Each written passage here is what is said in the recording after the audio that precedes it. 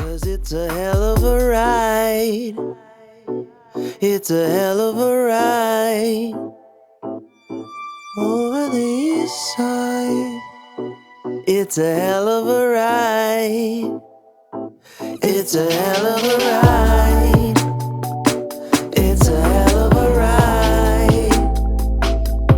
Over the east side. It's a hell of a ride.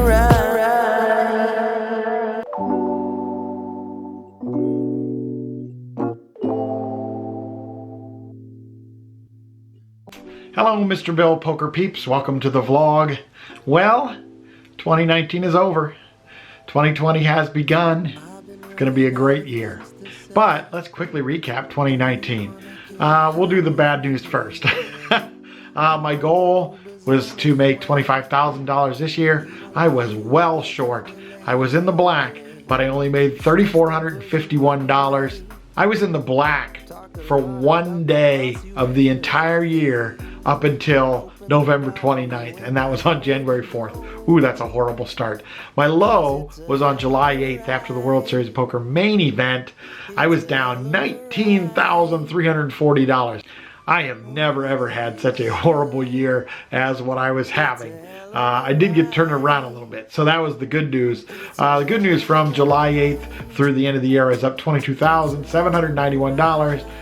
From November 8th to the end of the year, I was up $18,674, mainly powered by my WSOP circuit main event where I won $13,844 after paying backers and all that kind of stuff.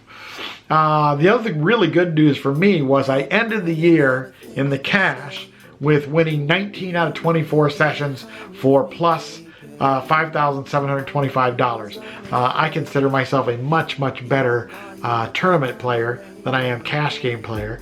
Most of this vlog you see me play cash games because that's what I get to play more often, but I think I'm way better in tournaments. So for me to have a really good run in cash, I was pretty happy with that.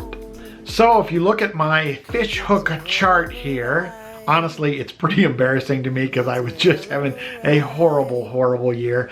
I started the year just running incredibly bad. The worst run bad I think I've ever had. The next part of the year, I didn't run good, I ran bad, but I also turned my run bad into play bad, which was really awful. The next drop there is the WSOP. I didn't cash a single tournament. First time ever in 7 years going to the WSOP that I didn't at least cash a tournament. I only play 1 or 2 tournaments a year in those, so cashing every year was pretty good. In cash, I did very well at the WSOP, but not enough to make up for what I lost in the tournaments. The next section, I ran okay. I just played poorly. I was not happy with how I played. I won a little bit of money, but I didn't play very well. Then the WSOP circuit main event, where I have a huge upswing, and of course that leads into having confidence for the rest of the year, and you see the chart goes straight up. So I ended the year very well. I'm just embarrassed at how it was until the end of July. The best part of 2019 and the best part of poker in general for me is meeting new people, making new friends. I've met a number of people this year who I'm sure are going to be my friends for quite some time. Very happy about that. Love the people in my league, the people that I play with at the clubs consistently that I know well. So that is really the best part of poker.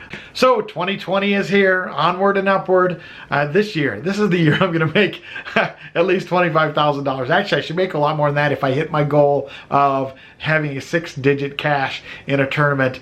This could absolutely be the year that I do it. All right, with that said, the sessions that you're going to see here on this vlog were the last ones I played in 2019, so they don't count toward my 2020 totals, but I hope you'll find them interesting, and there's a couple really neat spots here, so take a look. All right, on this hand, we're playing Omaha high only. I have $450. I'm in the small blind with ace of clubs, 8 of clubs, 7 of diamonds, jack of diamonds. Our very loose friend Jordan is on the button straddle for 10. There's 5 callers at 10. I'm one of them. Jordan makes it 70. The under the gun, the P1, and the cutoff call. So I make the call. The flop with 360 in the pot comes ace of diamonds, 8 of hearts, 5 of diamonds. A diamond draw, which I have, jack high, and top 2. I don't think I'm going anywhere. It checks to the +1, who goes all in for 155. Jordan then goes all in for $340. I don't have a choice here. I'm too good. I make the call. The P1 has 6-7 for an open-ended straight draw. Jordan has 8-9 of diamonds for a diamond draw, and he actually says he's drawing dead to me. He's actually not drawing dead. He could hit runner, but he's drawing very thin. The board runs out. Queen of hearts, 10 of diamonds. I hit the diamond draw. I have the best diamonds, so I scoop the entire pot. So this next hand is a PLO 8 hand. I have 6-6-7-3 in the small blind. I have $1,400. There's 5 of us at 10. I know this is not a very good hand for PLO 8, but it was only 10 bucks. I thought I'd take a shot at hitting a big one. So the flop with 51 in the pot comes queen of clubs, 6 of spades, 4 of hearts. I hit middle set. It goes check, check. The next guy bets $20.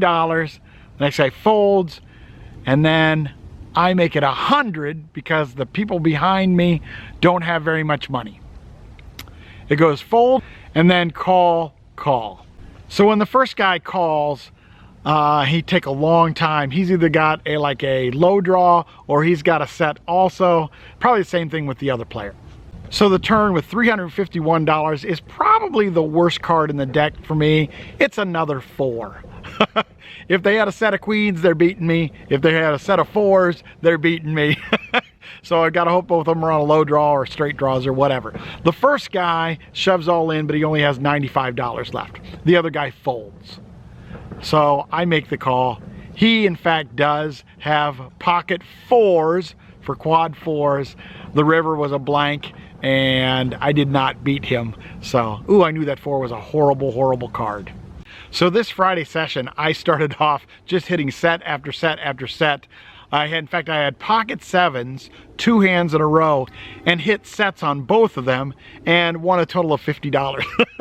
So I kept hitting sets, but not getting paid. All right, I have ace of spades, 10 of diamonds in the small blind. I have $600. There's kind of a crazy guy. We're going to hear about him later. As a young guy, he'd been buying it a whole bunch of times. He only had $25 left. He was under the gun. He goes all in. It folded all the way around to me. And then I noticed a kind of a tell on the big blind. He was picking up his chips as though to call. This player plays kind of weak and he's normally a little bit afraid. So I decided I don't want to play this 3 ways. I bumped it up to $75. He sighed. He didn't like it and he folded. The board came 9, ace, 3, king, 4, and the big blind kind of slammed his hand down because he had pocket 3s and I bet him off the hand. The other guy had ace 8, so I stacked him off.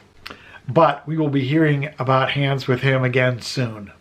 So I'm into the game for $500. I now have $650 in front of me, and we play a PLO 8 hand. I have $650. I have king of clubs, queen of clubs, 2 of spades, 3 of spades, and I'm in the cutoff, and there are 6 of us at only $5. So the flop with $30 in the pot comes jack of diamonds, 10 of clubs, 6 of hearts.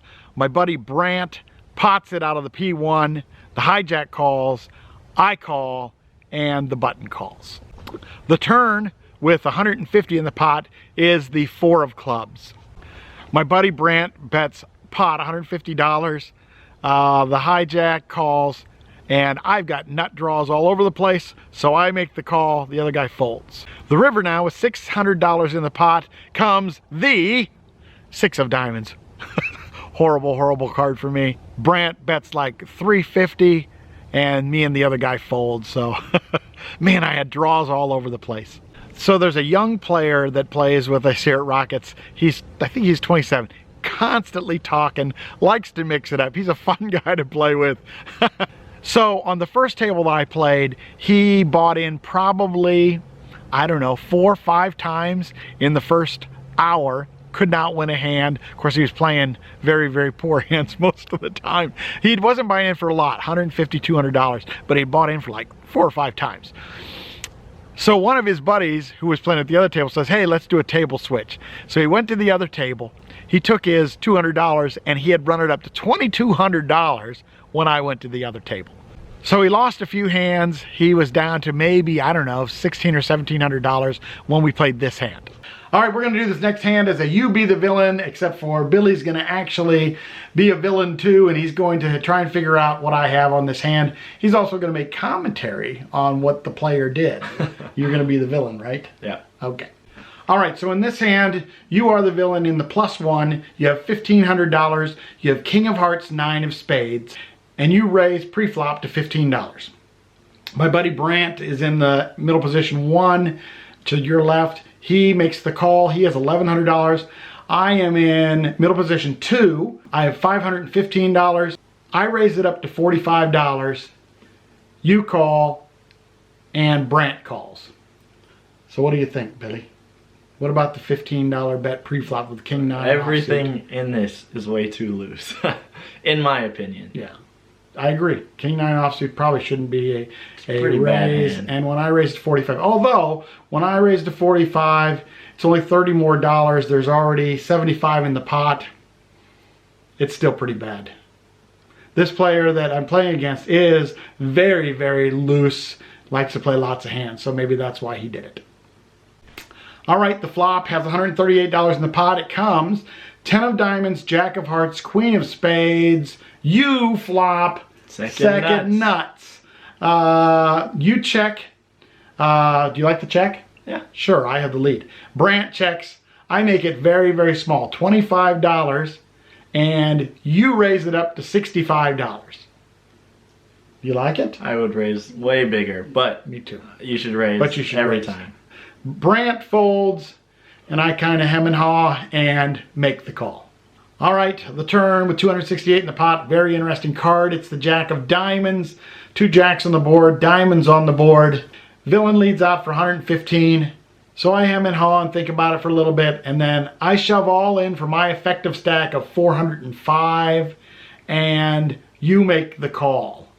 So let's go over that, Billy. What do you think?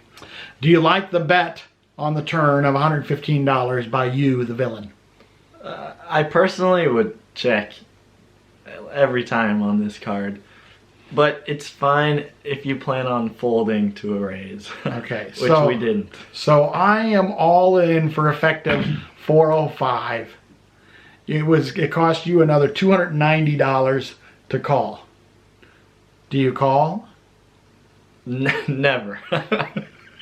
He did. Why do you never call? With you personally, I know you're never doing this with... You could do this with King, Queen of diamonds and Ace, Queen of diamonds, and that's the only 2 not made hands that you have. All right, so you beat me in 2 hands. How many do I beat you in? Well, you still win half of those. Oh, that's true. Not half. I need a diamond, so I have 9 outs. Or an ace. Oh, that's true. 9 to chop. Yeah. Or queen. Yeah, true. So I beat you on 60%. Yeah. All right, so... But how many hands do I already beat you in? Every other one. I've got it marked as 31. He would never raise a straight on that card. Him personally. Maybe Ace King every once in a while. Yeah. But even Ace King though beat you. it's so weird. Even Ace King beat you. Well, on the turn or on the flop, we were at the top of our range, pretty much. I guess you can have Ace King every once in a while. But then on the turn, we are at the dead bottom of our range now of hands that we would raise on the flop. And that you can win. And that you could win. win. We can have 8, 9, and Queen 10, and those are the only 2 hands worse than King 9 now. Yeah. So you don't like the call. It's pretty bad. There was 31 hands that beat him, and according to Billy, there's only 2 that he could get there and be winning on. You want to know what I had? Boat. Boat. I had pocket 10s. And with pocket 10s, there are still 12 hands that beat me, but I thought that there was 48 from this player that don't beat me, which I show right up here somewhere. Yeah, I could still lose to pocket jacks, pocket queens, jack queen, or jack 10, which would give him bigger full houses or quads.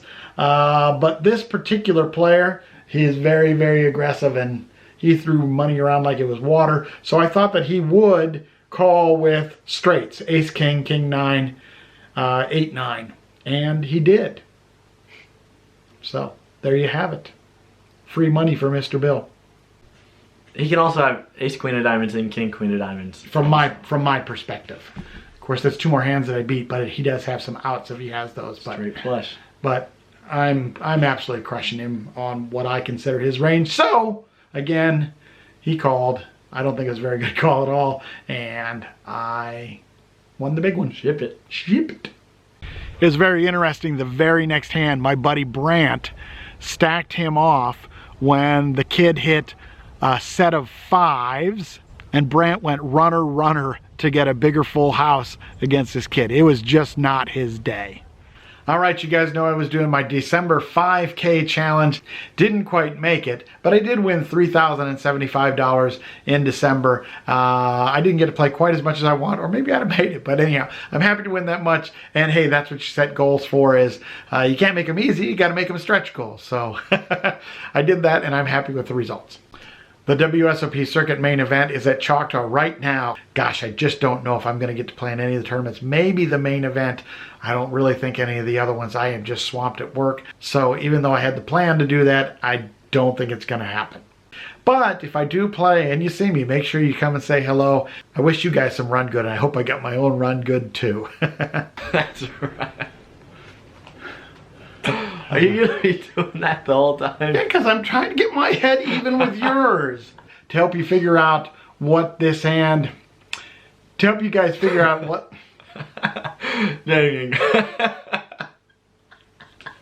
Are you ready?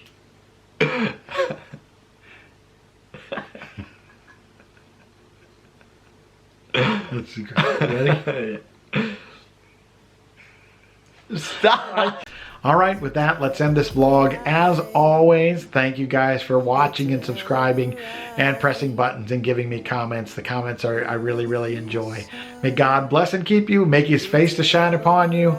You guys have a wonderful, fantastic, and blessed week, and I'll see you next time. Bye. Hell of a ride.